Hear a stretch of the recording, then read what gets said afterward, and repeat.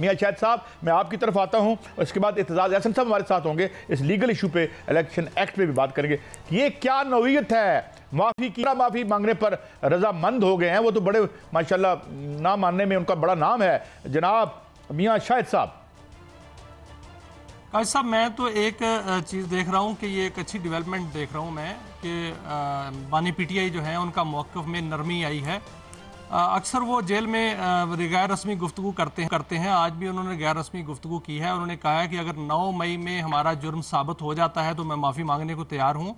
अगर पीटीआई का कोई भी कारकुन उसमें सीसीटीवी फुटेज में आ जाए तो उसको बिल्कुल रायत ना बरती जाए और उसको मैं पार्टी से निकाल दूंगा और मैं उस पर भी माफ़ी मांगूंगा। लेकिन उन्होंने साथ साथ ये भी कहा है कि जो मुझे गिरफ्तार किया गया मुझसे भी माफ़ी मांगे।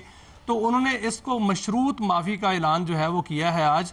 और साथ साथ उन्होंने मौजूदा हुकूमत जो है उसको भी बड़ा रगेदा है। उन्होंने कहा है कि फार्म 47 की हुकूमत है और इनको पहले भी NRO 2 मिलता रहा, अब भी इनको NRO 2 दे दिया गया। और मुल्क में जो है लॉ एंड ऑर्डर की सूरत हाल ख़राब है, माशी सूरत हाल ख़राब है, जाली हुकूमत है। लेकिन उन्होंने साथ साथ जो माफ़ी की बात की है वो उन्होंने ये कहा है कि इसकी तहकीकात होनी चाहिए। जब तहकीकात होंगी तो पता चलेगा कि कौन कसूरवार था। उन्होंने कहा कि अगर हमारा जुर्म साबित हुआ तो मैं बाकायदा तौर पे माफ़ी मांगूंगा। ये एक बड़ी डेवलपमेंट है। उनके मौक़िफ़ में जो है वो नरमी भी आई है।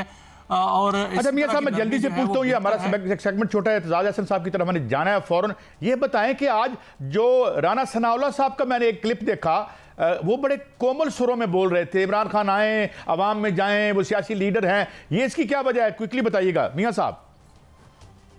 देखिए कायद साहब, बर्फ तो पिघल रही है और दूसरी जानब हुकूमत को भी जो है परेशानी लाहक हो रही है कि एक जानब जो है मौक़िफ़ नरम हो रहा है और एक तरफ जो है वो बातें की जा रही हैं कि माफ़ी मांगे और वो कह रहे हैं कि मैं माफ़ी मांगने के तैयार हूं।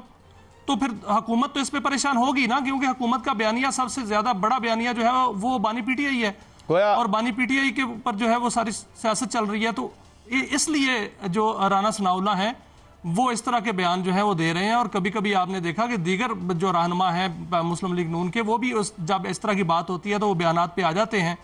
और जब थोड़ी सी दूसरी जानब उनको मौक़िफ़ सख्त होता है तो फिर वो सख्ती की जानब चले जाते हैं, क्योंकि हुकूमत जो है वो इस वक्त एक तिनके पे खड़ी है और वो किसी वक्त भी जो है हिल रही है और किसी वक्त भी गिर सकती है। इसलिए हुकूमत के अपने पाँव नहीं है।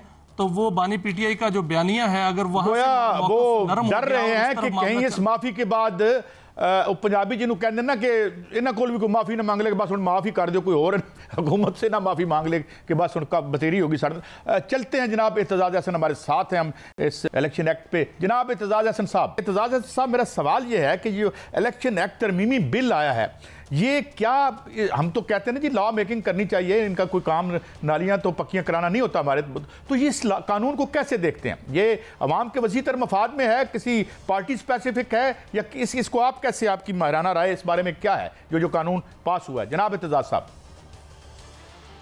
ये कानून तो जो था तो था और है जो है, इसको दो बातों ने बड़ा मुतनाज़ा कर दिया। एक के उसी दिन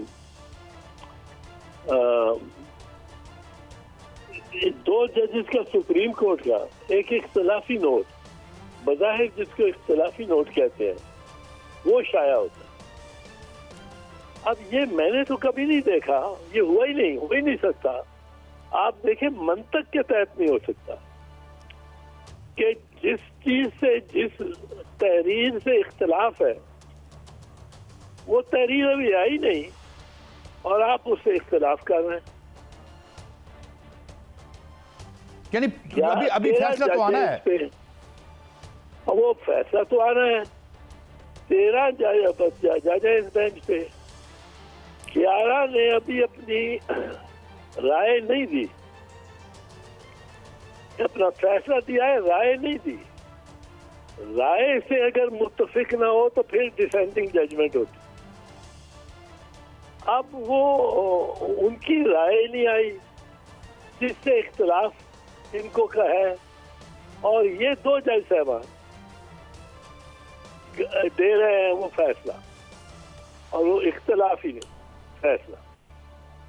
अब हुकूमत, दूसरी चीज जो है वो बड़ी अहम इसमें दिलचस्प, कि हुकूमत उन दो जजों के फैसले को इस तरह बढ़ा चढ़ा के बता रही है जैसे वो 13 जजेस का फैसला हो। अब गिनती या हमारी खराब हो गई है या आजम नजीर तारड़ साहब की गिनती दुरुस्त नहीं है,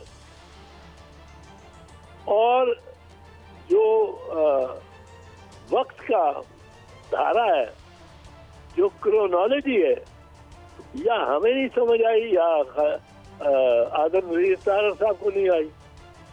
हमें तो नहीं ये समझ आई कि एक फैसला है, एक बेंच है, उस पे एक तरफ अक्सरियत है और एक तरफ अक़लियत है। अक्सरियत ने अभी फैसला ही नहीं देखा और अक़लियत उससे इख्तिलाफ कर रही है।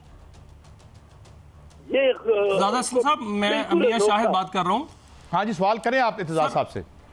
सर, एतजाज़ साहब रहनुमाई कीजिएगा कि ये जो बिल पास हुआ है वो कानूनी है या गैर कानूनी है। हुकूमत कहती है कानूनी है, अपोजिशन कहती है गैर कानूनी है। वो तो बिल पास हो गया, उसके पर साइन भी अब जो है वो सदर ममलकत कर देंगे, लेकिन आगे क्या होने जा रहा है? क्या हुकूमत इस बिल तक रुकेगी या कोई कानून साजी के बाद आइन साजी भी होगी, कोई तरमीम भी होगी आइन में? और लगता, क्योंकि पेंडिंग है 2-3 मामला, जुडिशल पैकेज पेंडिंग है, रिटायरमेंट की उम्र बढ़ाने का बिल जो है वो पेंडिंग है। तो ऐसे जो इश्यूज पेंडिंग है बिल्स, क्या वो भी पास होने को हैं? एतजाज़ साहब, क्या आप देख रहे हैं कि हुकूमत आगे बढ़ेगी मजीद?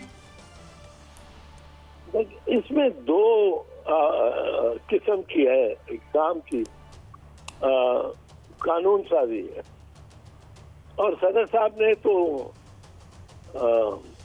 आंखें बंद करके और दस्तखत कर देने, जो मशवरा प्राइम मिनिस्टर का आना है वो उसका पाबंद है, उसके पाबंद है, वो नहीं देख सकते कि ये गलत है ये सही है।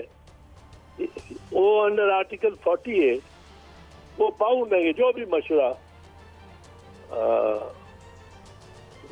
प्राइम मिनिस्टर देगा ये उसके पाबंद होंगे। रही बात ये कि ये जो कवानीन है, इनमें देखिए एक बड़ी अहम इसमें बड़े अहम और मनीखेज अल्फाज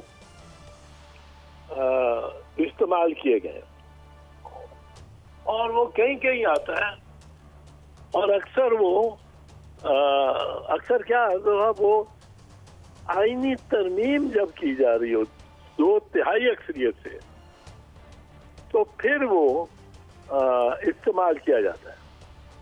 आप किसी अदालत के फैसले से गुरेज करना चाह रहे हो या उसको उसकी मुखालफत करना चाह रहे हो, उसको कलअदम करार देना चाह रहे हो, तो सुप्रीम कोर्ट का जो फैसला है वो आइन की हतमी तरजीह है, तशरीह है, हतमी तशरीह। उसके बाद कोई तशरीह नहीं कर सकता।